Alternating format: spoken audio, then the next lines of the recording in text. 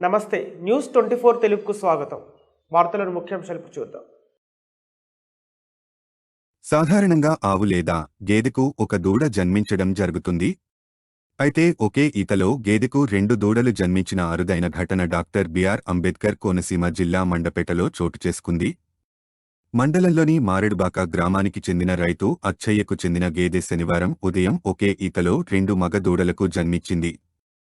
అవి ఎంతో ఆరోగ్యంగా ఉన్నాయన్నారు. తన తొలిసూరి గేదె 2 అందమైన దూడలకు జన్మనివ్వడం పట్ల రైతు అచ్చయ్య ఆనందాన్ని వ్యక్తం చేశారు. ఈ దూడలను చూసేందుకు చుట్టుపక్కల వారు ఆసక్తిగా తరలివస్తున్నారు. మా మాడిబాగలో మాకు గేదె తొలిసూరేతండి. ఇప్పుడు పోతు పిల్లలు 2 పిల్లలు ఇడిందండి, 2 దూడలు ఇట్టిందండి.